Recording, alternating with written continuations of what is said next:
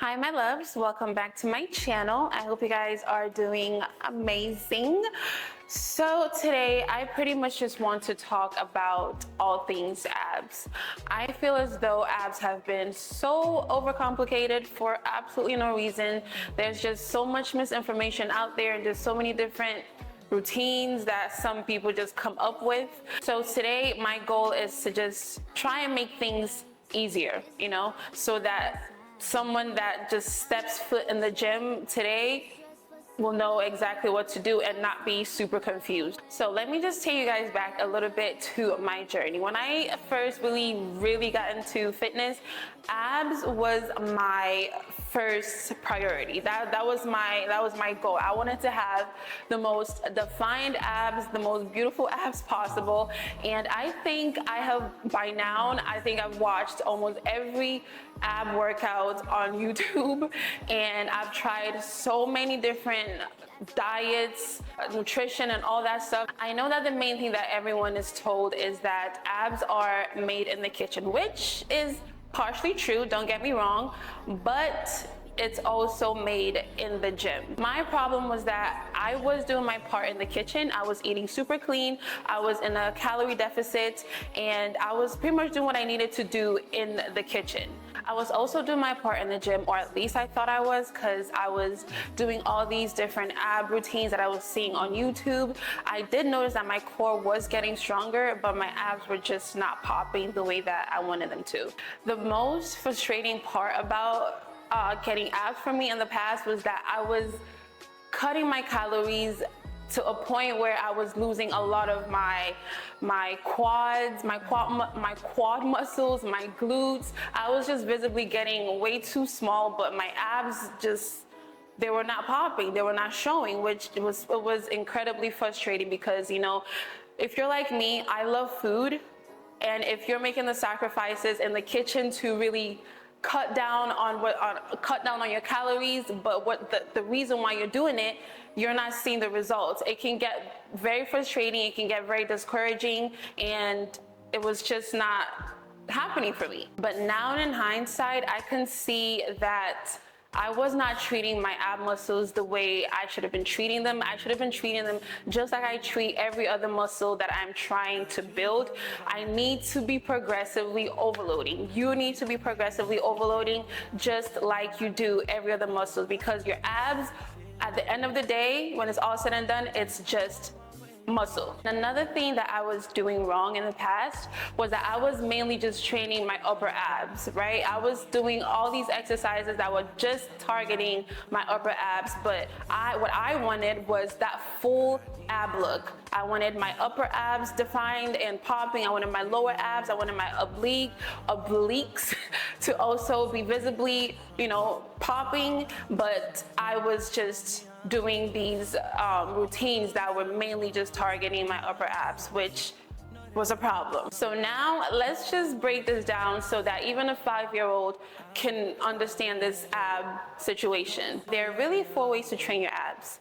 You can probably break them down to a more specific science, but to keep things simple, there are 4 ways to train your abs. The first one, which is the most common one and most likely a lot of people already are doing, is going to be your upper ab. That's your sit-ups, your crunches, pretty much any exercise where you bend your spine. The second one is going to be your lower abs. You can train this by raising your leg in some way.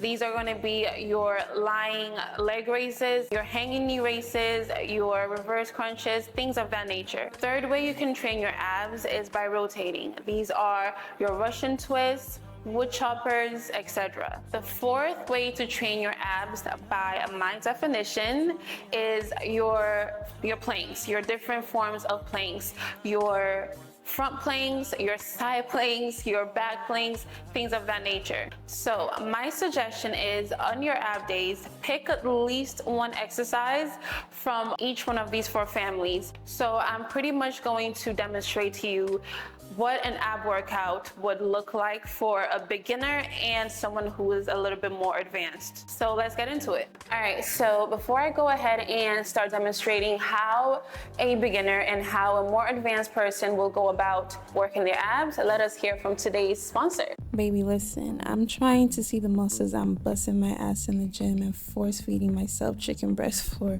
But in order for that to be possible, my body fat percentage has to be on the lower side. And other than being in a calorie deficit, doing cardio is also key. The good people over at Merach sent me the Merach Q1S rower. Listen, I immediately fell in love with this machine. It's noted for its high cost to performance ratio, featuring a unique combination of magnetic flywheel system and automatic resistance adjustment, along with its multiple comprehensive high quality upgrades throughout, which really is unmatched at that $200 to $300 price point. Their free app even has free courses and programmed exercises for you to take advantage of. Just pop your tablet or your phone on the built-in holder and follow a workout, or you can just watch your favorite show or movie while working out, just like me with Bob's Burgers. Oh, and I would be remiss to not tell you that rowing will give your muscles an amazing workout. It has 16 levels of magnetic tensions, which also allows you to decide the intensity of your workouts. Level 13 to 16 will give you a full strength workout, whereas 9 to 12 will be more focused on burning fat. You guys know how much I stress muscle training, even when it comes to fat loss. Nothing beats burning calories, even when you're resting, and for that to happen, you need to work your muscles and enter that thermogenic state, and this machine will definitely help you do that. Not only will it train your muscles, but it will do so in a functional way, which is always a plus. As far as setting up the app, it's very easy. Just type in Merach, download the app, allow it to access your Bluetooth, then while in the app, press connect in the top right corner and select your device. Then press pair and you're good to go. From there, you can select one of the courses or just start rowing. The machine itself is super easy to assemble. It didn't even take me 30 minutes.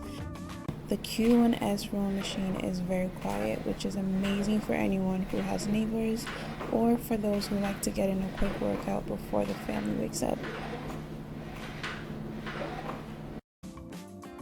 At its affordable price point, you're definitely getting an amazing machine for your money. I definitely recommend this to anyone who has a hard time getting to the gym, whether it's because of bad weather or a busy schedule. This piece of Merach equipment could, in that case, definitely make your life easier. Lastly, the row machine built-in wheels, a lightweight and compact design makes it very easy to move the row machine to anywhere in your home. Its built-in base will also solve any potential storage issues you think you might have, as you can simply lift the tail end up and store it up against the wall or in a corner somewhere.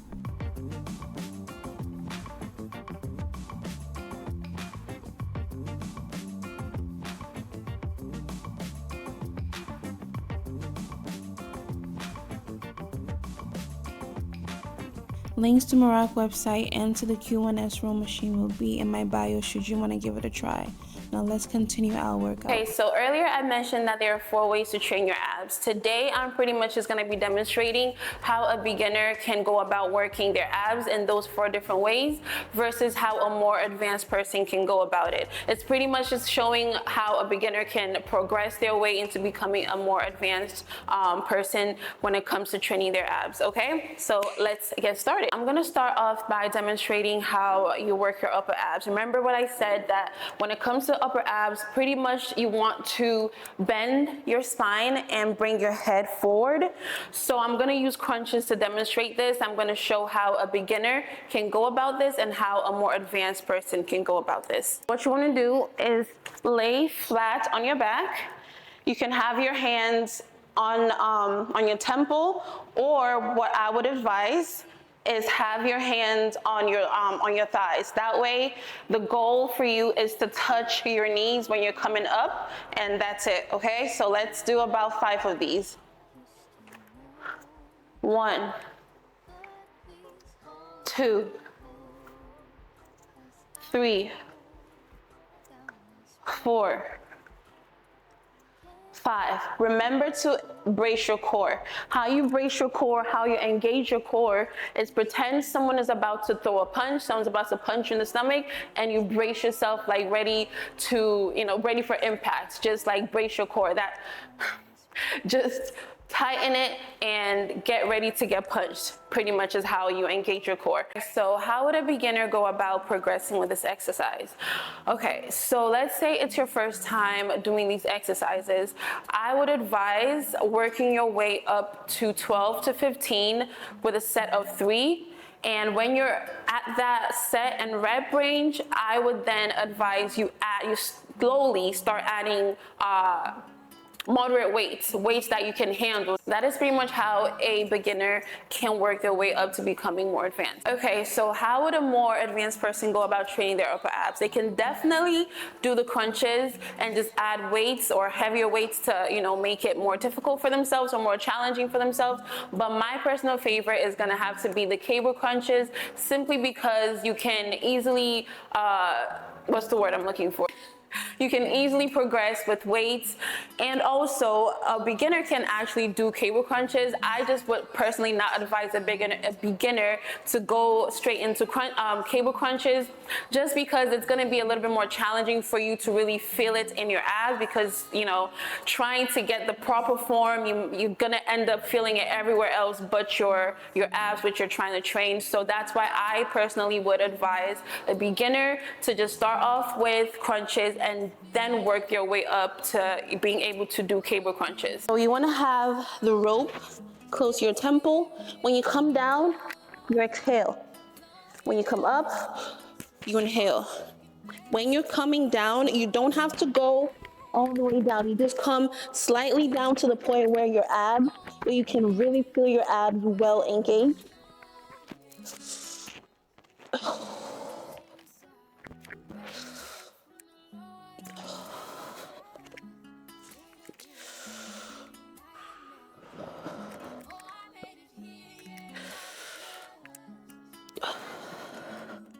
All right, so I'm gonna go ahead and show you how to work your lower abs. Mind you, this is not a one size fits all. There are many different ways or many different exercises that you can do for your lower abs. This is just the one I'm picking or I'm choosing today to use to demonstrate to you guys how a beginner and how a more advanced person and how to progress. All right, so we're gonna be doing lying knee raises. This one is specifically for beginners because it's way easier than the regular lying leg raises. So this is how I would go about it if I was a beginner. Lay flat on your back. For me, when I first started doing these, I would tuck my hand behind my butt, but you can also try and find something to grab on, something to hold on, just pretty much whatever is more comfortable for you. Me, this is way more comfortable for me. So what you want to do is you bring your knee up and then you tap. You tap your heels on the floor, bring it up, tap, bring it up, tap, bring it up, tap, bring it up. Now to progress as a beginner, this is what you would do. Have your head lifted slightly off the floor, legs straight this time. This time you're not hitting your heels on the floor, you keeping it in the air slightly, okay? You bring it up. Up. Remember to brace your core, engage your core. Now I'm going slow, but you can definitely go faster.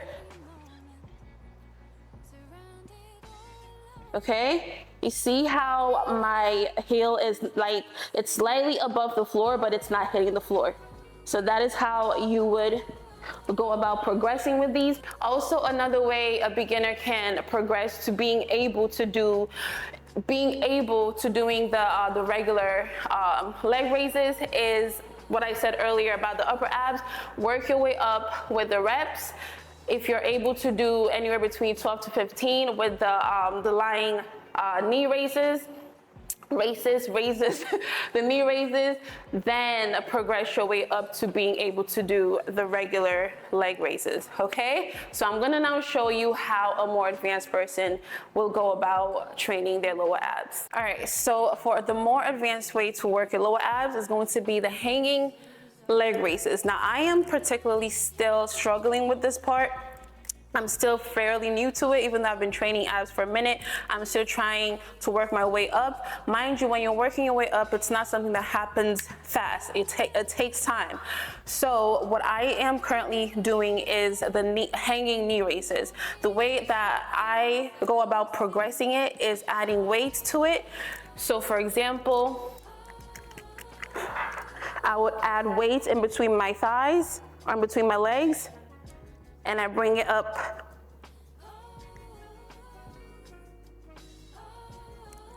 Okay, so the final boss is pretty much gonna be the one that I am yet to get to, and that is gonna be, I mean, I can do maybe one or two, but I compromise my form by swinging back and forth too much. So that is an indicator for me that I'm not there yet. So just stick to what I can currently do, and my form is good, and get it done well, and just continue to work my way up to the final boss. Earlier I just said that I could do maybe one or two. I was like in my head like, girl, you can push yourself to like 5. Let's see, don't quote me. Okay. Let's see if I can do 5.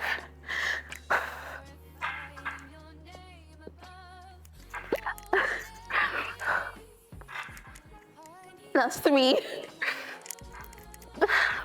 That's 4. That's 5. That's 6. That's 7. Come on, one more. Just gotta believe in yourself. All right, so I'm gonna be demonstrating how a beginner would train their obliques. Now this, just like every other exercise that I explained, you can definitely do something else. For example, Russian twist, which I believe more beginners or most beginners would prefer, but I would not suggest a beginner to start off with that, just simply because there's just too much going on with trying to balance, like keep yourself balanced and stuff like that. Rotation is pretty much the bread and butter for training your obliques. So this is how you would go about it. Just put the weight at a weight that you can handle. It's not too challenging, but it's challenging to the point where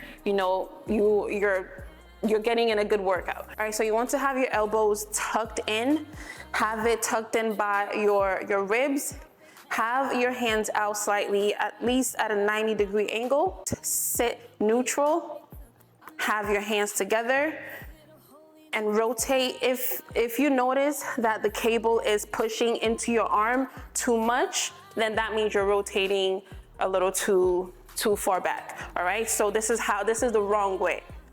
That's wrong, okay? Just rotate slightly. Remember, keep this together.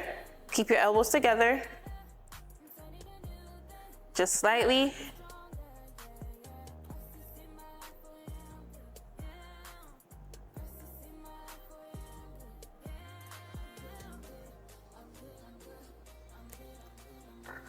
Something I forgot to mention about doing this, you want to maintain tension when you're performing this exercise. So pretty much what that looks like is when you're rotating back to the beginning point, you don't want to drop the weight completely back, because if you drop it, then that's when you release tension and your abs is not, your oblique is not working anymore because you dropped the weight. All right, so you want to just bring it slightly, but not all the way where you drop the weight. All right. Slightly keep the tension, slightly keep the tension, all right? If you drop it, tension is gone. Maintain the tension by not completely dropping the weight. And make sure you do the same thing when you turn the other way to work the other side of your oblique. All right, so we're gonna be doing the wood chopper for the more advanced way to train your obliques. I call this the grandfather of the other exercise that we just did for beginners. So what you want to do for this is pretend as if you are swinging a sword or chopping wood. Make sure the same thing that I talked about the tension. Do not release the tension. Keep the tension, okay? Rotate. From there, all the way down. Do not bend your hands. Don't bend your elbow. You're swinging a sword. Maintain the tension, okay? You maintain the tension on this side and on that side as well. All right, that is it for the beginner and the advanced way of training your obliques. So when it comes to planks, it might not be your ideal exercise to make your abs more visible, to make them pop more, but what planks are really good for is stabilizing your core and protecting your back, which is very useful for more risky exercises that we perform at the gym, such as RDLs and heavy squats. You might also be wondering how this works our abs, because we're not bending our spine and we're also not doing any leg raises. But what we are working when we do these planks is something called anti-flexion. This is pretty much resisting our spine from bending, because when you're doing these planks, gravity wants to pull you down towards the floor. But what we are doing when we're in the plank position is doing our best to resist that the gravity from pulling us down. All right, so for a beginner, I would advise to go straight into a regular plank and then bring your knee down to the floor. I would advise that you hold for at least 30 seconds. And the way that you progress with this is increase your time. So from 30 seconds to 40 seconds to 50 seconds to a whole minute. Once you get to a minute, another way to take another step to progress is going straight into a regular plank. Start by holding it for at least 20 seconds. Then you also keep progressing 20, 30, 40, 50, a minute, okay?